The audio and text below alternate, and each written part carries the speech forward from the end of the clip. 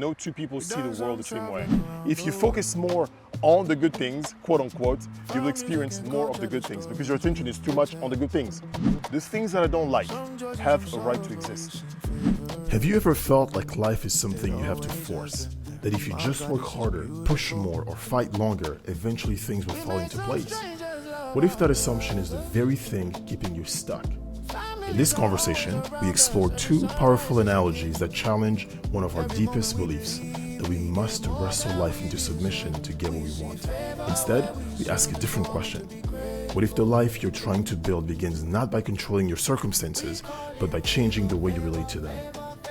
Whether you disagree or agree, this conversation will challenge the assumptions you've been living by and may change the way you see your work, your relationships, your struggles, and your future. In the last episode that we recorded, we began a series on how the world really works. We introduced this concept, very challenging ideas for us when we were introduced to them. So here we are, introducing them at a pace that we deem to be slow enough and open-ended enough so that people can ask questions and can also find their way into this conversation. And we look forward to seeing your comments and your likes as you watch this video. A quick recap of the things that we talked about last time. We made the point, as we are learning with you these ideas of how the world really works, these models of the world, we made the point that what we see out here, the outer world, so to speak, comes from what we do not see, the invisible world, the inner world. And we're going to talk a little bit more about that in this conversation. We also made the second point that reality as we know it is subject to influence. There is no such thing, maybe I shouldn't put it that way, but there is no fate that you're landlocked in, that you don't have any power over, at least in this model of reality that has served us so much. And we also ended with the hypothesis that life mirrors a simulation. There's so many similarities between video games and life. We made the point that if, for example, you were to look at a TV, one of those 3D TVs that looks so hyper-realistic, and if you kept zooming in and zooming in and zooming in, you'll end up with pixels, that there is nothing material in it. It's not an actual person that you see. And we made that parallel with the human being, how we are. If you were to zoom in, you would see molecules and atoms, and if you go further and further and further, you get to a point where there is nothing at all to behold. So life is not what we see, that much we know, that much we've come to believe wholeheartedly. Life is not just what you see, what you can touch. There's much more lying beyond what we can see. And this is the point of these conversations. Today we're gonna go a little deeper. We're gonna clarify some of these points, hammer them down a little bit more, and hopefully confuse you a lot less than we were when we started. And hopefully you can also ask your questions once more. Sounds like a good plan to you? Yeah. Yes. So this outer world that we're talking about, from which what we see comes from, what is that even made of? Christian is a background, he's an engineer, so he has more knowledge of mathematics and physics than I do. But the inner world, this invisible world, is really based on, in this model of the world, in the quantum field. So what we see right here is one possibility of an infinite number of possible outcomes that we have out there in the infinite realm. So this idea here that life that we see right now comes from the quantum field, it simply means that until you observe something, it only exists as a set of possibilities. That's what that means. It's only when I observe something, make a measurement of something, that it becomes real. I can interact with it. But until then, it could be anything. And your observation, your consciousness is what makes something become real in the sense that we know real to be. That's the first part. And also, because we are all individual beings with different perspectives and different presets and different models of the world, what I'm seeing right now, even as we sit right now, what I'm observing, what is real to me right now is not exactly what is real to Christian. So I don't know if you want to touch on that a little bit more to maybe clear. I know these concepts can sound very abstract and very hard to grasp for people. Yeah. Have you come to embrace these ideas still? You understand them differently than you did the first time? I understand some of them better, actually. Yeah. I think they're not easier, and also they're not uncommon. In the world of physics, this has been part of the charter for a long time. Yes. Just this quest of understanding what we are made up of, right? And it has been changing for years, but most of the world has been stuck in the Newtonian model of the world, and that's what they teach us in school. It's simpler to understand, but we've had a much deeper and more complex understanding of what the physical world is made of, really. Yes. You know, so we look at it differently. So when it comes to understanding these things, I'm trying to stay away from so much of the abstract and doing my best to see how what we discuss as an effect in the way we live our life in the physical world. That is my attempt here. So I have nothing against what you said. Everything you said is correct, but there is just one aspect of it that I grasp. Because the question here, the true question is, how is learning this affecting my life positively or negatively? Yes. I'm not a physicist. I'm not interested in physics. I'm interested in physics, but I'm talking to a This is not professional a physics viewer. lecture, you're right. This is a physics lecture. Yes. The audience is trying to figure out, okay, these people, they share to me principles that I use in my life, in my day-to-day life. Yes. And now all of a sudden they're talking to me about there is nothing out there, talking to me about spaces and molecules, talking to me about the quantum field. What are we doing? Yes. You know, so my attempt here is to try to bridge the gap the best I can. And what I'm going to focus on is what we take from this that affects your day to day. And that was the things that Ben talked about last. All right? Is this concept help us understand perspective in a different way, in an even deeper way. We think we understand perspective, but there is something very literal about, let me see the world from the other guy's eyes. It is factual that we experience different realities. We don't just see different things. We don't just have different point of view based on our positioning, but we experience different realities because realities is not just commanded of our positioning, but also our interior experiences, our thought, etc. So as I'm sitting here with Ben, because of the day that I've had, compared to the day that he's had, because of where I'm sitting, compared to where he's sitting, because of my life experiences, because of even my dreams and my goals, as we are sitting here, I'm observing a different world than him. And this what I'm observing is going to affect me differently. And that is really the crux of the matter here for me. That's a powerful point, because if we come to accept that and understand that no two people see the world the same way, it leaves more room for tolerance and understanding and acceptance of other people's point of view, and also room for you to just take a step back and appreciate where the other person is coming from, why they're behaving a certain way. But one thing that I also want to emphasize, a lot of this data is very abstract, as Christian says, but we glean the practical aspects of them and something that you can use right away and put to the test. One thing I really love about the main teacher who taught us these things is he wasn't trying to bring us onto his way of viewing life, his model of the world. He really encouraged us and urged us, in fact, to try these out and see if we can also have ourselves tangible results that now we can stand on and be confident about. And we've had a chance to do that a little bit over the years. For some things it's easier to do than others, but we are on this quest, discovering more, and as we share with you.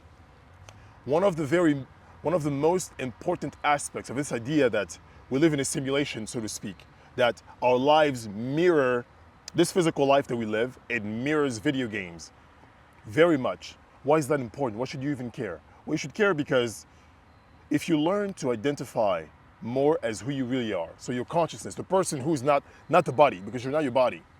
If you learn to identify with who you really are, which is the person in control, the being in control of this body, all of a sudden your perspective changes.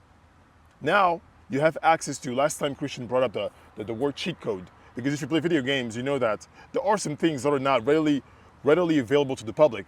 You have to go someplace online in online forums or something to figure out cheat codes. For GTA is the last game that I played growing up. It's the last one that I remember.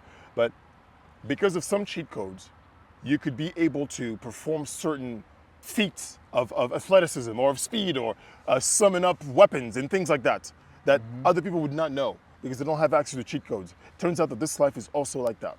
One specific example, this one floored me when I heard about this. I had to go look it up. At some point, the CIA, it turns out, had a whole remote viewing sub-department, that they hire actual people who could view things at a distance. Saying it like this sounds kind of crazy, like remote viewing. It's not scientific. It doesn't sound reliable data. It sounds like some crook, right, who's trying to con you out of your money, tells you, okay, give me money I can see in the future or see in a remote place. But the CIA, this agency that we trust, that we know is Trust.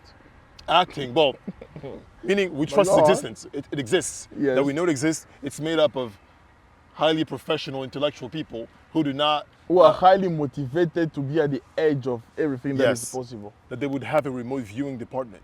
I'm like, Did you even know about that? Was something that you knew about? I didn't know about that until recently.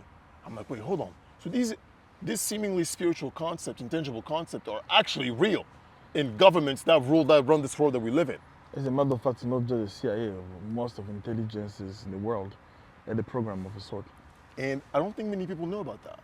That these notions should not just be summarily dismissed as the babblings of fools who have nothing better to do than to bring up these ideas. As we're discussing this, it's only based in how does the world work. Why does this matter? Because of how does the world work. So basically, in the crux of it, what I'm trying to share with you is that most likely the way you think the world work doesn't work that way. And because of that, your life is harder. And all of this is just about that. The CIA has a remote viewing thing. I don't understand the details about remote viewing, really. I didn't go deep into that. A long time ago, I watched the lectures, but you have to fundamentally have a different perspective, different view, a different understanding of how the world works, of how the reality we live functions, in order to believe that you can view things remotely. What does that mean? It means me being here, laid in the room, and having my consciousness travel to another place, collect data, and send them to my conscious mind.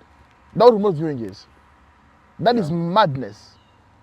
But we live in a world where some of the most powerful, secretive, and motivated to control the world organizations have invested a lot of money in the development of such programs. What does it tell you about the way the world works? Is that a possibility in the limits of your world? And if it is, what else is out there? And and what does that tell you? That tells you that you are living your life under the rules and the limitation of a video games. Every video game has constraints. There are walls you cannot cross, trees you cannot climb, places you cannot go. That's just part of the video game. Some video game you cannot fly, some video game you can fly. But if you consider yourself the character that is playing, so this body in this world being who you are, then you are forced to live under the limitation of this game.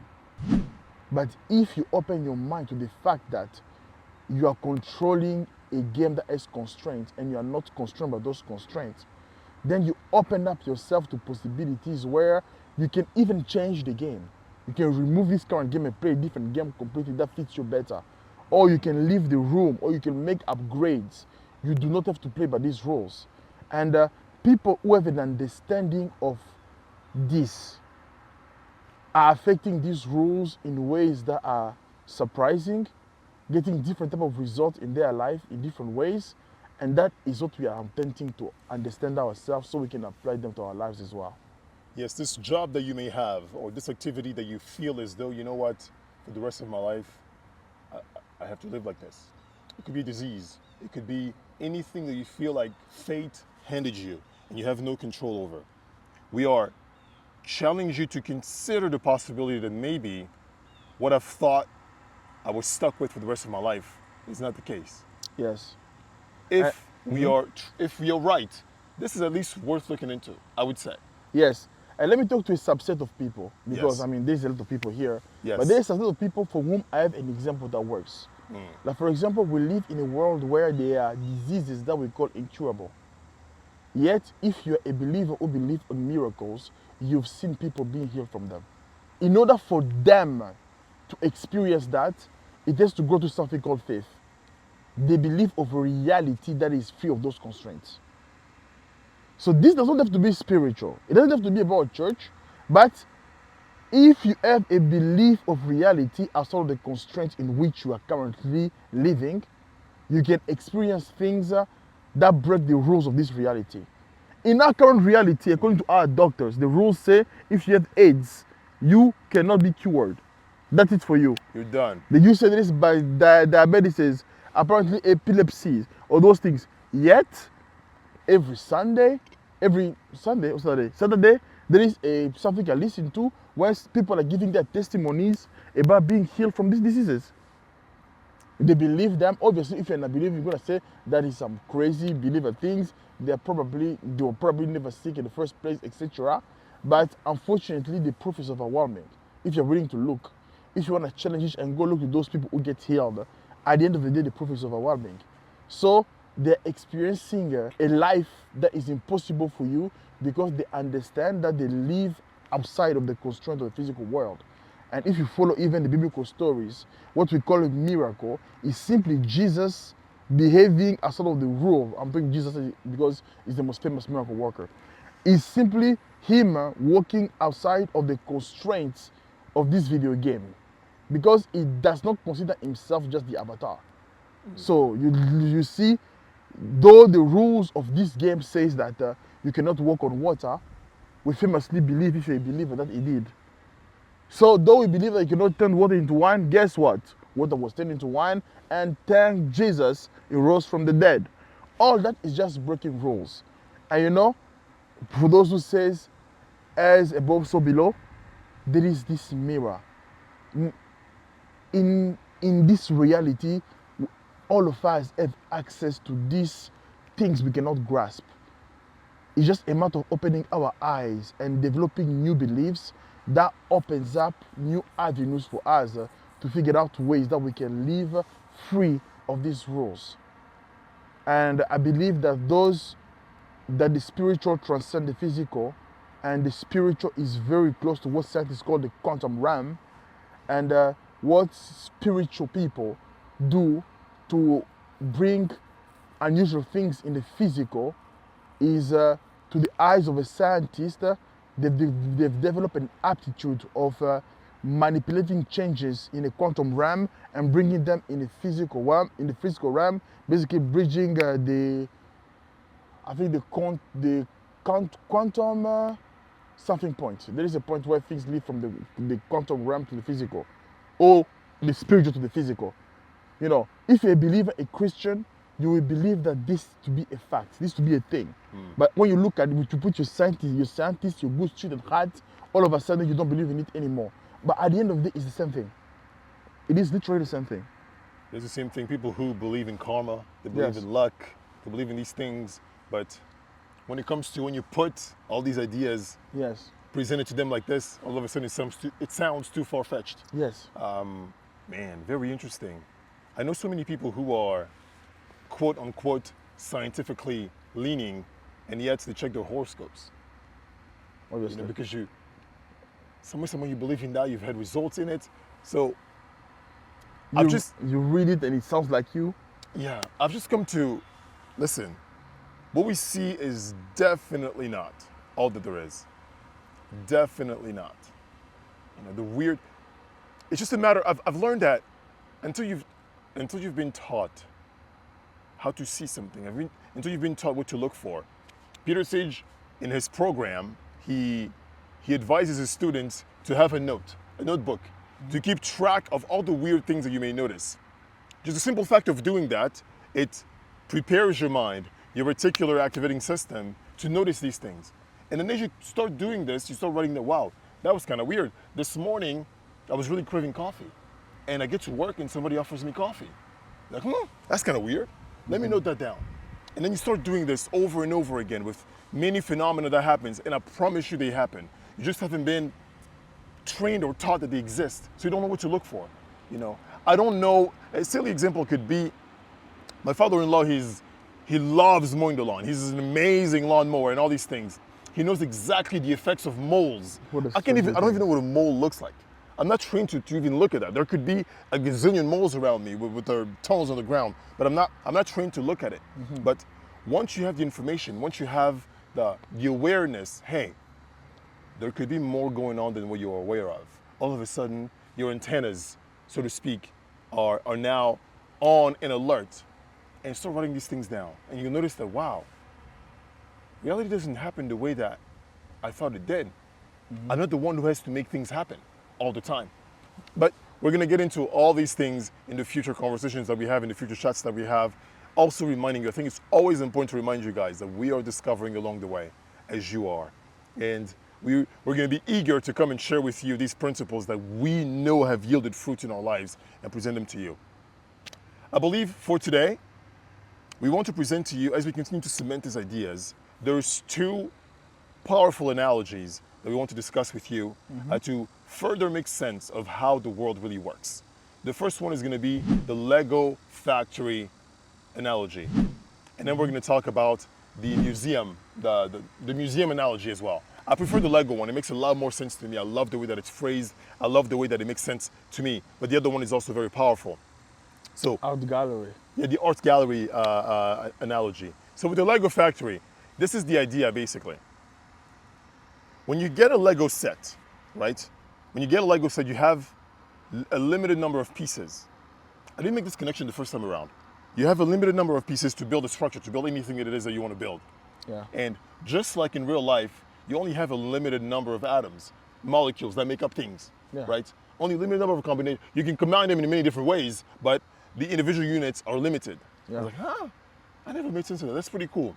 So the issue here is that you as an individual, you may have a Lego set.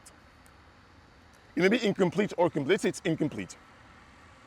You pick up a piece and it doesn't match exactly what you think that you should get at that particular moment. Okay, I have this L-shaped green piece, but what I want is a red square piece. What do? What most people do is you grab the L-shaped green piece, you bend it with all your might. You grab a hammer, you grab whatever it is, you try to really make it square. And then you grab paint and paint it red. That requires a lot of effort. If you're really good at reshaping Lego pieces, you may achieve something that is really close to perfect. But it is extremely, extremely difficult, and in many cases so exhausting that you get discouraged along the way. Because that is not how life is supposed to be. We are taught that you have to grab reality by your bootstraps and then just go make things happen. What if there was an easier way to get through life? Now, the analogy here encourages you as the person trying to engage with life to avoid trying to reshape, bend things into shape. You have the wrong piece, whatever that means is not even accurate, but we'll get to that in a moment. Instead of you trying to go with your own might, your own effort, and reshape the pieces, why don't you go back to the factory and then order the pieces that belong to you, the pieces that you want. That is the idea. Instead of you reshaping things, you go and place an order and let the people who know what they're doing, in this case that would be God, right? And entities beyond us, make things happen in a way that is useful to us. And all we have to do is accept two things. Number one, life is non-linear. That was very powerful to me to learn as well. The Lego pieces that you want will not come out in the exact order that you think they should come out in. Okay. This is where faith comes into play a little bit here. You just have to trust that whatever piece that comes out of the conveyor belt first is a piece that may be useful now, may be useful tomorrow, may be useful in a year, but it's going to find its use at some point. Keep it. Don't try to change that piece into something that you think you need right now. That is the first part. So things will not come in a linear fashion. Meaning, you're not born, and then at the age of 16 you get a car. At the age of 25 you get married. At the age of 30 you have the first kid. You have your first job. Things do not happen like that. Everybody has a different story. The ebbs and flow of life are very different for certain people. Some people, they get a child at 16. And the rules of the game in society are such that you should not get a child at 16. Or you're going to be looked at as weird, or you're going to be criticized. But it happens for certain people. So the pieces that you get at that time you may not see how they fit your reality at that current moment. But you have to trust that over time, they will find their place. That job that you don't like maybe right now has a place to play in your life. It doesn't mean that you're stuck at it. It means that that particular Lego piece does not feel useful right now. But in the future, in it may feel useful to you in learning how to treat employees, your employees in the future, or something like that. So that's the first part, that things don't happen in a way that is linear. Number two is things take time, and you're not in control of time. When you go to a restaurant, for example, you order food, you don't know exactly how long it'll take before your food is in front of you, but you're calm, you trust the fact that, you know what, these people in the kitchen know what they're doing. Things will continue to come to me at the time that they're supposed to take. I'm not in control of it. So this analogy helps me, but I want to get your point of view too on this so that people have an even better sense of what it means for them. Why is this analogy even applicable to life? All right, yes. I want to go into explain the analogy again. I just want to approaching it to the best I can with realism, because this is the Yes. hardest task in this game. So this analogy does a good job of comparing two worldviews. Okay, the first worldview is the worldview of a person who believes that all that exists is the physical. What we know, what we learn in school, what the scientists know. They don't believe in spirituality or God, don't believe in count on field. They think that Christian, you're crazy for saying the things you're saying. All right. So it describes the world of that man. So in this world, in this little fable, in this little parable, to accomplish what they need to accomplish, humans have to put together Lego pieces. Now, those humans, they do not know what those Lego pieces come from. They don't question that. They just know enough physical reality, Lego pieces appears, and then we fashion them and we put them together to create that which we want. So the first person who believes only in the physical will receive Lego pieces like everybody else. Now, his attitude toward these Lego pieces will be different from the next person. We'll leave that person later, we should talk about it later. This first person who only believes in what is physical, the first thing that receives his Lego pieces is to inspect them. He looks at them and the question is, what can I make out of this? What can I produce out of this? Let me make the best of what I have, because this is all I can have. That is a scarcity mindset already. So now, depending whether he's hardworking or not, is either going to accept his fate. This will be the kind of people that say that I was born in the poor family, so life is unfair. I shall be poor, my kids shall be poor. Why fight? Why fight to change anything else? So I'm poor. This is my life. This is my future. If you're that person, you're missing something. There's the other type. He will say, I live in a capitalist country. Everybody who works hard can make things happen. I'm going to take these Legos I was given and I'm going to work on them so hard. I'm going to change their shape. I'm going to change their colors. And it's going to become the best royal gold type of Lego they can be. And I'm going to breed myself a life that is worthy of a king, because anybody can do it. So these people will take an enormous amount of energy to transform their life. And you know what? Some of them succeed. And it takes a lot of energy to do so. So that is one type of a person. The person who believes that the works according to what they see or what they are given. The physical is just the physical. Now, there is another type of person. Another type of person who believes that there is much more to what I see. As a matter of fact, there is a place where these Legos are coming from. I can actually request the Lego I want. So when they have their Legos and they look at it, they say, oh, okay, I've made a request for the Legos to build myself this type of life. So these Legos will be coming for me. Right now, it doesn't look like it yet. The Lego I have right now, I can build poverty and struggle with, but I know there are pieces that are coming to get me to where I'm supposed to be. So that kind of person will not work so hard to bend and change the Lego and transform their life with their might, break doors. No. They will simply accept what they have with gratitude and play it as it is. And be expectant that a new Lego, a new step is coming for them. Those are the kind of people that all of a sudden they find themselves, they've always dreamed to becoming a chef, but they find themselves stuck. The only job they can get is the cafeteria, and then they own their skin in the cafeteria, they love it, they accept where they are, and they develop there, they become the best cafeteria chef they can be, and one day they find themselves in a place with a restaurateur randomly who gives them a job.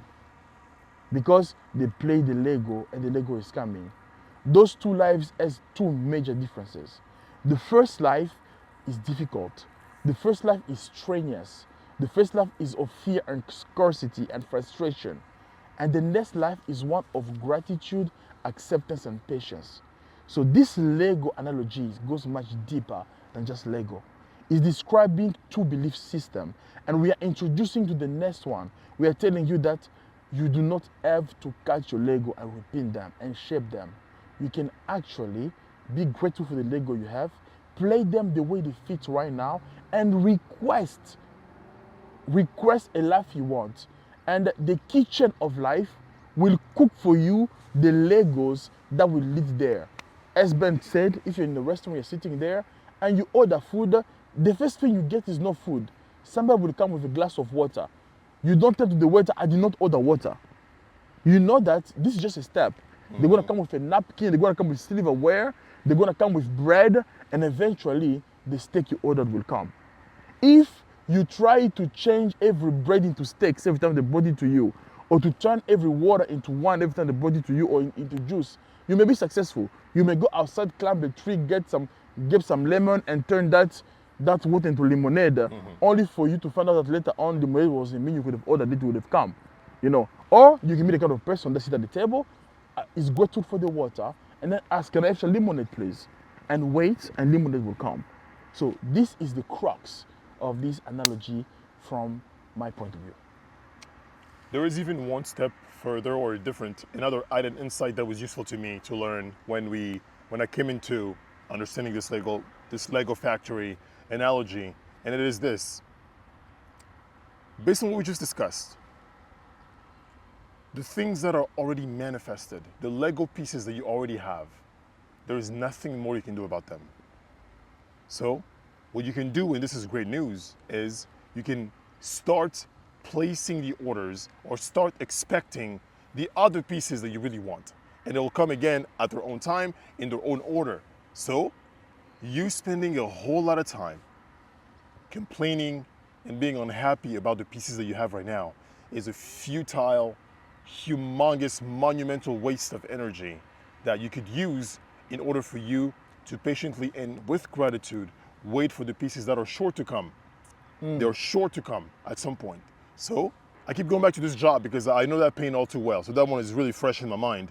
This job that you may have, those of you who have jobs or partners or things that you have that you seem to be stuck with, complaining about them constantly and expressing, living out the opposite of gratitude, so ingratitude, I guess, is actually a way to keep getting stuck to that which you are complaining about, because your energy is constantly focused on that which you do not want. Yes. Whereas, yes, please maybe go in a ahead. different way. Yes. You know, because what Ben is saying there is very useful, very powerful.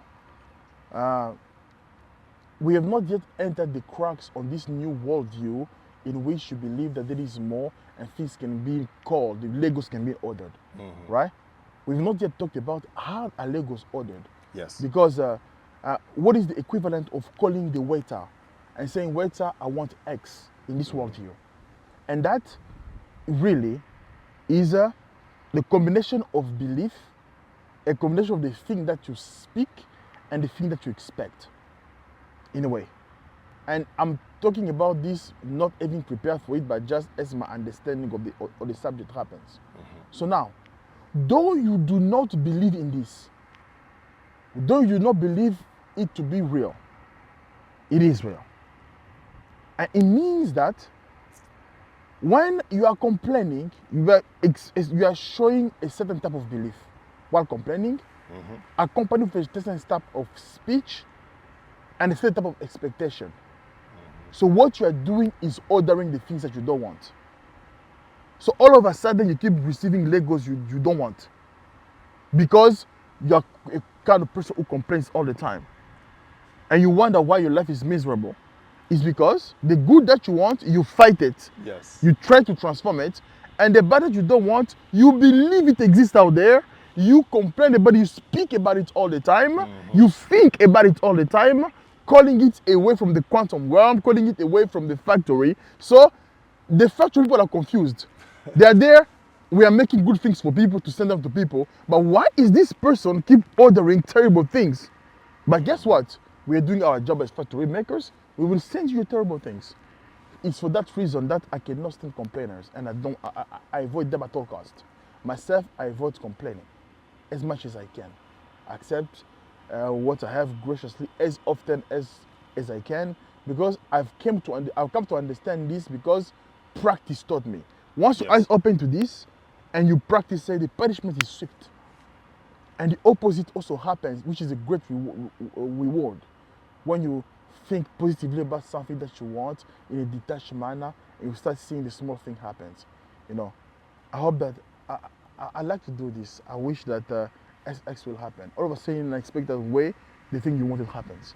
So that's the crux of it. Yes, definitely. And now that I think of it, I've never heard of a hardened pessimist, complaining pessimist who just one day all of a sudden changes. Oh, I got what I want. All of a sudden, I no longer have reasons to complain. And then pointing the finger at us and you see, now this right here, these circumstances, now this justifies me being an optimist and being somebody who's grateful. The circumstances I had before, clearly they warranted for me to be a pessimist, to be ungrateful. It never happens. Chances are, a person who's a pessimist, you see them a year from now, they should continue to be a pessimist. 5 years from now, Confirmation of their woes. yes. And guess what? That is a really good point, because they are right. They are right. Somebody who tells you, you know what, my family's been stuck like this is just gonna happen to me. All of us have had cancer. All of us have worked at the factory somewhere in Detroit at the Ford They will have plant. cancer. It's like, and that becomes a self-fulfilling prophecy. And of course they are right. I just feel for the kids who are born into those families who have had no other choice but to be exposed to that sort of mindset. Yes. But that is the idea of the Lego factory. And this one, honestly, people, this one works. This one, I having this mindset that what I want is coming, Yes. it has made even living the difficult moment. Yes, I have my highs and lows like everybody else, but my lows are far less frequent and far shallower than they used to be. You can get really deep in a low, but I'm able to climb out quicker. I'm able to recoup a better mindset. Also being surrounded by people who share this worldview. All of a sudden, the slaps don't sting as hard. And you understand that, both highs and lows, that all these events, they come and go. Nothing is permanent, right? Yes. And eventually, I get what I want. And if I don't get what I want, I get something even better. So this mindset has really, really, really, really helped me. And I've seen the fruits of it. Over time, as you get to know us better, we'll give more and more examples for you to cling to. And that is true, and I'm the sort of person who challenges every thought and scrutinizes everything. I remember scrutinizing this, but at the time I was experiencing this for the first time, I'd finished reading one that I think is the most influential books that I've read, which is A Walk to Remember by Nelson Mandela. And obviously describes his life. I mean, that's a crazy life to live. And in it, it talks about greatness, where it comes from. Different people that were better than him, that were set up for better greatness. He talks about his mentor, who was a first black lawyer, who showed him that a black person could be a lawyer in South Africa, etc. But it talks about greatness. And I go through this series of autobiography of people who achieve greatness. And there is a common thing about them. Is that no matter where they started, no matter the starting point, they've always all had a belief, a sense of knowing that they were meant for greater things. Yep. All of them. I'm yet to find one who achieved great things. You say, oh, I always thought that I would be miserable and accomplish nothing. And that was the first clue for me. You know what? That can be a coincidence. Even in the stories we tell, the characters we create, it's rare I've never met a character who believe that everything will go bad and things goes good for them. Usually that character is punished even by the writer. And it makes sense to the readers that this is what is supposed to happen to this character. It's gloomy, so the world is gloomy. It's making a gloomy world. Yeah. So which character are you? Even if you refuse to believe that there is more to this world, and you accept and you only believe that you have to be a character, I conjure you to at least decide to be the character who's positive. You have a better chance. Absolutely. And before we move on to the second analogy, I want to challenge us here, Christian and I, your speakers. What is the first step for somebody who all of a sudden watching us right now realizes, man, I've been complaining too much. Man, I've been spending so much time speaking to any human being who's willing to listen. I've dumped on them all of these things that I perceive to be wrong going in my life. What is the first step for such a person? For me, if I was asked that question, I would tell that person, well, number one, do not speak about these things anymore. It's a lot easier to control what comes out of your mouth than what you think. And over time, they'll match up as well. So there's that first one. Make the intentional effort to stop yourself the moment you begin to pour so much energy, so many words, so much attention to the things that are not going the way that you would want them to go. You stop there. Number two, your surroundings. Your surroundings. The people around you who are enabling these thoughts, who are joining you in agreement that, the government sucks, or the boss sucks, or the job is terrible, or we wish we had something, we wish we were paid more, start to cut them out, slowly but surely. And I promise you, even just doing those things, in due time, you will notice that you have more peace, and things seem to match better that which you want. Because the bad things are there. Everything is out there. It's really about your focus, your attention. If you focus more on the good things, quote unquote, you will experience more of the good things because your attention is too much on the good things. Mm-hmm. So that's where I would start. The moment that you catch yourself complaining again. Somebody you've never met, that one has always shocked me. I meet you for the first time on a plane, on a bus, and the first thing you want to tell me to a random stranger is how bad your life is going? How bad is the country? I was like, what? Why are we doing this? So begin to kill that urge. Begin to really work hard at making sure that, man, I'm going to protect the door of my lips, as David says in the Psalms. Let me really watch what comes out of my mouth. And your thoughts will also follow suit slowly behind. And all of a sudden, you're not thinking so often, so frequently of the things that you perceive are not going well. And also, get around people who live the life that you want to live. That may not be easy. People tell you to do that, but I understand. You don't just stumble into a new network. But at the very least, it's easier to cut off the friends, the connections that are keeping you in that way of thinking, in that mindset. That's what I would tell people. Would you start somewhere else? Would you have another idea to help somebody slowly start to veer off that path of ingratitude and constant complaining?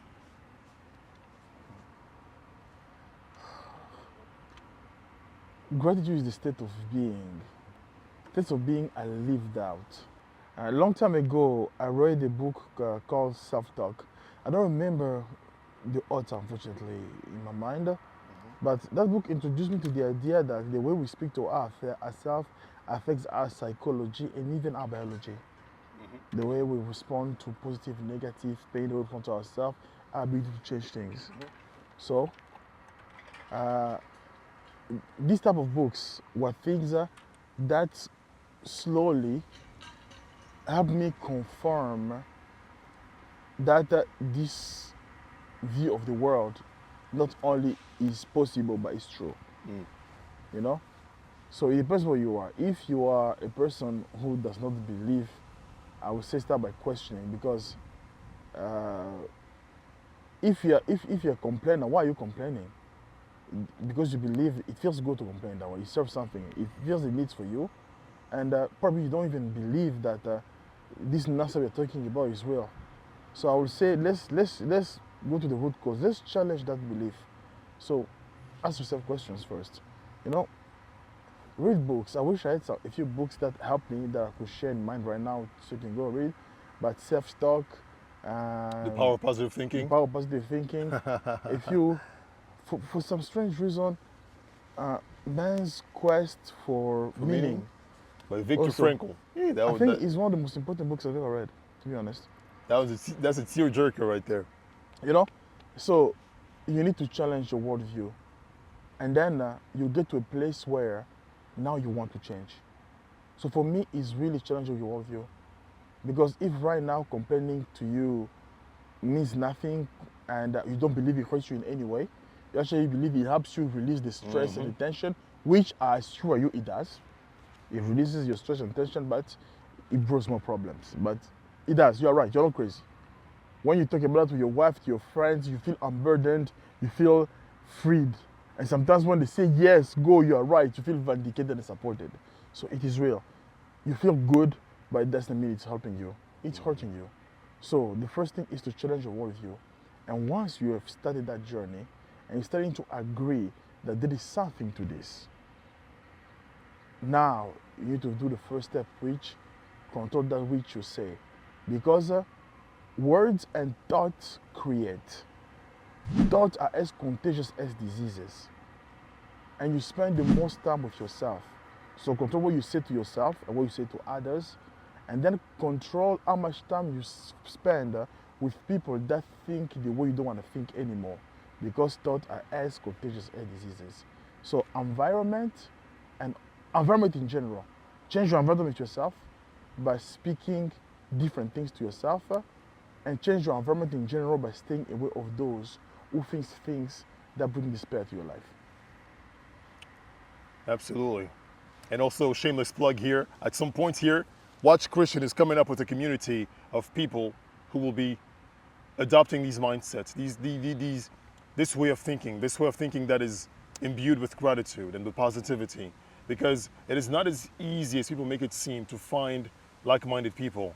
Unfortunately, the vast majority out there are stuck, stuck thinking that they are the avatar and they're not the person in charge of the avatar. But that is coming up at some point. The man is in charge. He will let you know whenever that is ready. Birds of the feather flock together. I know there is some of you that are listening to me and telling me, Christian, if I change my environment, then on top of being miserable, sad, I'll also be lonely. Yeah. Because all of my friends are that. I feel that because I felt isolated for a long time, even among people, and I still do sometimes. And it is not pleasant. Human beings are made for, communion. We're made for Communal living, communal living, and when you are extricating yourself from this group, first the group will punish you for doing so, making it even worse. So that's why I'm attempting to create a group for people like you and I, who have felt isolated and who wants to find people that are wanting to think differently and positively and have their support to have a better view of the world, a view of the world that helps them. That one right there, I really believe it is one of the fastest ways of changing your life, is changing your environment. And we have many sayings in society that I also believe are true. You are the average of the, I don't know how many people, some people say 7 or 10 people. You are the average of the 10 people that you hang out with the most. Yes. And that one is so true. It is so true. It's hard for you to eat McDonald's and fattening foods when you're surrounded by 9 other people who are very healthy, hitting the gym. Something in you will just not feel comfortable anymore. And then you will start following suit. So reshaping your environment and being willing to pay that heavy price, because it'll cost you in the beginning. People will alienate you, people will say names at you, throw insults at you, but I promise you, your well-being, the health of your inner world is far, far worth it. There are people out there for you just like you. And in the beginning, starts by, liking and subscribing and joining us and communicating with us. But anyway, all that putting aside, the second model of the world or analogy that I wanted to share with you to have a better grasp of how reality really works. Again, these are simply models. Our consciousness, our ability to comprehend things is not great enough to understand how things really are, how they're really made. All we can do is come up with useful shorthand formulas, so to speak, to make sense of this reality, to make the most of the 100 years that we have on Earth, on average, right? So the second one is the art gallery analogy. I learned something extremely valuable from this one as well. The analogy goes as such. You're born into this life. This is equivalent to you buying a ticket into an art gallery. You walk into the art gallery, all of a sudden you look around the walls, you see some paintings, you see some art. I personally, not to offend any abstract art fan out there, I can't get it. I'm not a fan. I would not have that in my house, in my homes. Ooh. But I don't understand them. So imagine me, I am this person, I get into an art gallery, there's a bunch of abstract art on the walls, and I grab my little pocket knife and I start slashing them. These suck. They don't belong here. I go around and do this and demand that the people in charge of the gallery start to take down stuff that I don't like. I'm like, huh? You'll be thrown in jail. I'm like, what is this? Whereas I could simply pick up my stuff, get out of that room, and enter into a gallery, a room that displays the kind of art that fits my taste, that fits what I want to do. It's a much simpler, much shorter analogy, but it is also extremely powerful. Extremely powerful. For me, the biggest lesson that I got for this one is the fact that the things that I don't like have a right to exist. I am not supposed to go out there and eliminate the things that I do not want, right? There is room for you being short on your rent. It's a reality that exists. There is room for your tire exploding on you as you're driving. All these things have a right to be. I do not like them. I don't have the power to eliminate them from existence, but when they happen, they happen. When they happen, I live whatever it is that I have to live, and I move on to a different gallery in this analogy. So that is really the idea, to not fight the unpleasantness of your life, because it also has a right to exist just like you. All you have to do is find the things that agree with you and ignore the things that don't agree with you. Simple, plain and simple. It makes life a lot easier. Yeah. You know, I believe that it's still, that analogy is still a description of the two belief systems. You know, in one belief system, the game is the game. So you enter the gallery and look at the painting. You don't like them, so it's incumbent to you to change them. Obviously, the art library, these are masterpieces. Guess what is going to happen if you try to change them? The gallery is going to fight you. The walls are going to fight you. The policemen are going to fight you. And they're stronger than you. And they're stronger than you. You know, but let's say they beat you up the first time you go, you train, you come back big and strong. So now you go, I'm going to change this gallery into what I want. You grab your can of paint, you enter there, you beat up everybody, and then you start painting what you want. Obviously, it's not going to be a masterpiece. Maybe you're not that kind of a painter. You're going to get your way. But you're going to get your way having had to fight, and you continue to fight. And when you get tired and when you stop looking, they're going to kick you out again and change things. Or you can be one of those people who believes that, oh, this room is not mine. Be in peace, people. I'm going to go look for another room. You know, you can actually call the gallery person and say, sir, I'm looking for great landscape illustration. I'm a Monet person. I like Monet. Will you please show me to Monet? That person will grab your hand. It will take you to Monet. You will not know where you're going. It will feel like you're lost because you can go upstairs, down, open doors to different chambers. So you are blindly traveling through this maze, being guided by this person. But eventually you know and you believe, you have a certainty that there will be a door will open and all I would see is Monet painting everywhere I can see.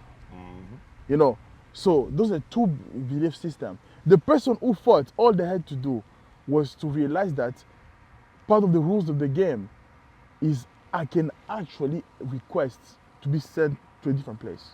And some of us don't have that knowledge. And because of that, we fast or surrender in the room in which we first appears. Yes. And most people spend their life in the art gallery room that they don't like, complaining, going to, whispering to all the other people in the room, hey, listen, this sucks. What do you think?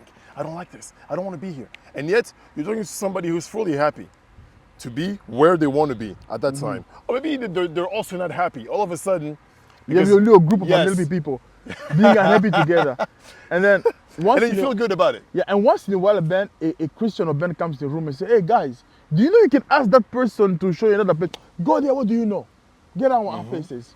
So Christian goes and asks and goes and lives a great life and go see the painting he wants to see, but you are miserable, so don't be that guy. Yeah. Go look for your room. Don't let it be that too many years pass and you find out about this when you're 60-something, when you're 70-something. Or you believe when you're in your 70s after the prophet is beating you down. I mean, 70 is not too late. You can still live a life. Yes, but I would much rather have this awareness at 25 or 15, you know. But yeah, that's really it. That's 12. 8? So those are two analogies that I find to be very, very impactful, very helpful in understanding and beginning to understand how the world really works. We're going to get into further detail in the subsequent videos, but still with this for a moment. Think about this. Does any of this challenge some of your worldview, some of the things that you've thought to be true? And if so, comment. Let's get this conversation going. Let's talk about this. And ask us further questions. Why do we even believe these things to be really true? And we can go even deeper with our responses. But yeah, I believe this is a good point to stop here today. Yes. Well, people, you know what to do. We need to grow, so we need to do like and subscribe. And if you feel frisky, share. That will help us grow, and because when we grow, we can produce a much better product for you. We can have illustration, guests who are much smarter than us, giving you information that with a perspective that will resonate with you. So all that is dependent on growth, and we need that. So do us a favor, like and subscribe. Well, this was B.E.E.F, Brothers Enjoying Endless Favor. Until we see you again, adios.